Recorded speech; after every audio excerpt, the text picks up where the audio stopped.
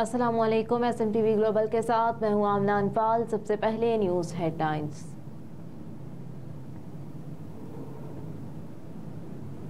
निगरान हुकूमत का कड़ा इम्तिहान, 6.5 अरब डॉलर के लिए फिर दोस्त ममालिक से राब्ते का फैसला।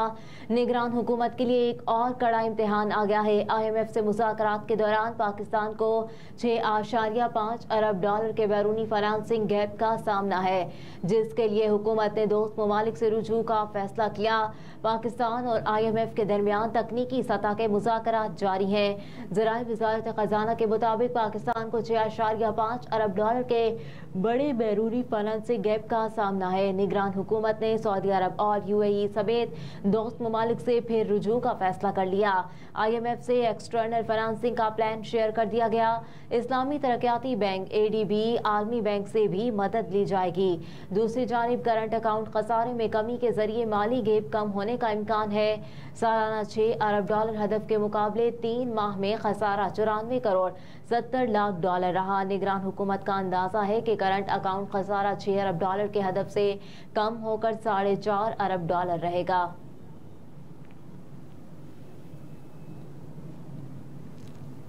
सानिया 9 मई में मुलविस मजीद 859 अफराद की गिरफ्तारी के लिए लाहौर पुलिस के छापे। मतूब एक मरकजी मुलजिम समेत 58 अफराद गिरफ्तार कर लिए गए। लाहौर पुलिस के जराये के मुताबिक सानिया 9 मई में मुलविस होने के इल्जाम में पुलिस ने मजीद 859 अफराद की शवाहिद के साथ लिस्ट बनाई है और शहर भर में उन अफराद की गिरफ्तारी के लिए ऑपरेशन किया जा रहा है। जराये के मुताबिक इस जमन में 58 अफराद को हिरासत में लिया गया। बाकी की गिरफ्तारी के लिए छापे मारे जा रहे हैं। ऑपरेशन और इन्वेस्टिगेशन के 12 SPs अपनी निगरानी में ऑपरेशन कर रहे हैं।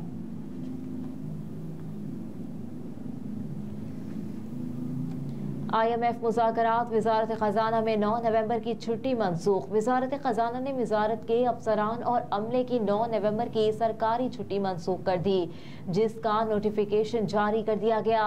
नोटिफिकेशन के मुताबिक IMF से मुज़ाकरात की वजह से 9 नवंबर को वज़ारत ख़ज़ाना मामूल के मुताबिक काम पर होगा।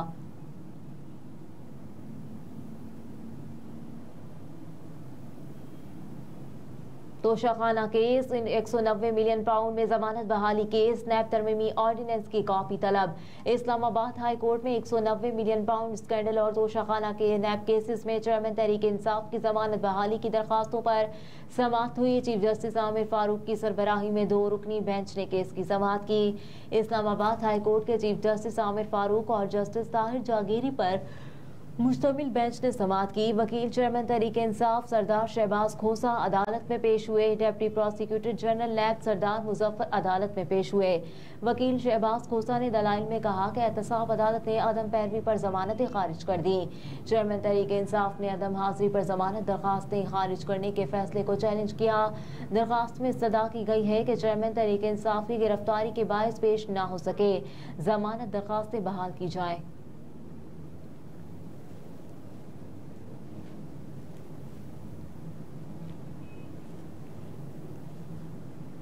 मुफ्त 2000 यूनिट्स के बदले कैश दे दें, साबिक चीफ जस्टिस की दरखास्त मुस्तरद। साबिक चीफ जस्टिस अनवर ज़हीर जमाली ने सुप्रीम कोर्ट के रजिस्ट्रार के जरिए हुकूमत से कहा था कि वह बतौर साबिक 2000 यूनिट माहाना बिजली मुफ्त इस्तेमाल कर सकते हैं। चूँकि उन्होंने सोलर सिस्टम लगवाया हुआ है, इसलिए 2000 यूनिट माहाना के पैसे नकद उनको अदा किए जाएं।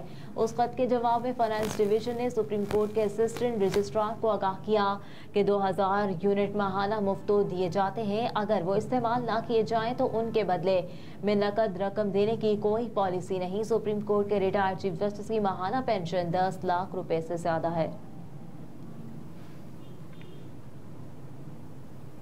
कानून साजी निगरान हुकूमत का इख्तियार नहीं, सेनेटर रजा रबानी का इज़हार ख्याल। मोशन पिक्चर्स ऑर्डिनेंस 1979 में मज़ीद तरमीम का बिल ऐवान ने मुअख्खर कर दिया। सेनेटर रजा रबानी के निगरान हुकूमत पर कड़ी तनकीद। बोले, पाकिस्तान की पार्लिमानी तारीख में पहली बार किसी निगरान हुकूमत ने कानून साजी के लिए बिल ऐवान में पेश किया। ये उनका इस्तेहकाक ही नहीं। आइन के मुताबिक तो निगरान सेटअप सिर्फ 90 रोज के लिए होता है। सेनेट इजलास चेयरमैन सेनेट सादिक संजरानी की जेर सदारत शुरू हुआ तो मोहसिन अजीज के सवालात वजीर पार्लिमानी उमूर मुर्तजा सोलंकी ने कहा कि आज मेरा पहला दिन, आइंदा हर सवाल का जवाब दिया जाएगा। जिस पर चेयरमैन सेनेट ने वक्फा सवालात मुअत्तल कर दिया। निगरान वज़ीर इत्तलात मुर्तज़ा सोलंकी ने दी। सेनेटर ताहिर बसिंजू ने खारजा पॉलिसी को तनकीद का निशाना बनाते हुए कहा, हमारी खारजा पॉलिसी अमरीका की प्रॉक्सी वॉर का हिस्सा रही। वक्त आ गया है कि हमसाया मुमालिक के साथ ताल्लुकात को बेहतर बनाया जाए। तहरीक इंसाफ की कारकुन सनम जावेद की दरख्वास्त से जमानत मंजूर। इंसदाद दहशतगर्दी अदालत लाहौर में मुस्लिम लीग नून का ऑफिस जलाने के मुकदमे की समाअत हुई। इंसदाद दहशतगर्दी अदालत के जज अरशद जावेद ने केस पर समाअत की। अदालत ने सनम जावेद की दरख्वास्त से जमानत मंजूर कर ली। इंसदाद दहशतगर्दी अदालत के जज अरशद जावेद ने जमानत बाद गिरफ्तारी मंजूर की। अदालत ने 2 लाख रुपए मचलकों के एवज जमानत मंजूर की।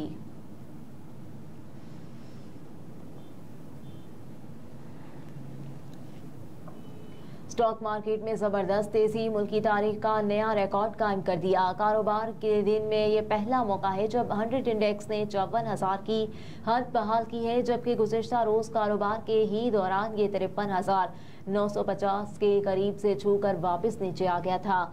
रवा हफ्ते के दूसरे रोज के आगाज पर स्टॉक मार्केट में जबरदस्त तेजी का रुझान देखा जा रहा है। 100 इंडेक्स 422 पॉइंट्स बढ़कर 54,278 पर पहुंच गया। गुज़िश्ता रोज PSX 100 इंडेक्स 737 पॉइंट्स इजाफे से 53,860 पॉइंट्स पर बंद हुआ। ये कारोबार के अख्ताम पर बुलंद तरीन सतह रही।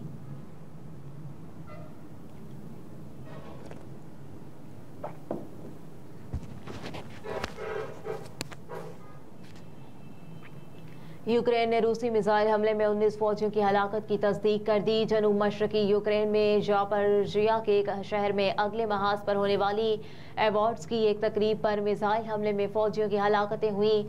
ताहम हुकूमती सतह पर इन हलाकतों की तस्दीक अब की गई है। बरतानवी खबर रसाई इदारे के मुताबिक यूक्रेन की 128वीं माउंटेन असॉल्ट ब्रिगेड की जानिब से आज जारी करदा बयान में 19 फौजियों की हलाकतों की तस्दीक की गई है। हफ्ते के रोज यूक्रेनी वज़ीर दिफा ने कहा था कि हमले की तहकीकात शुरू कर दी गई हैं।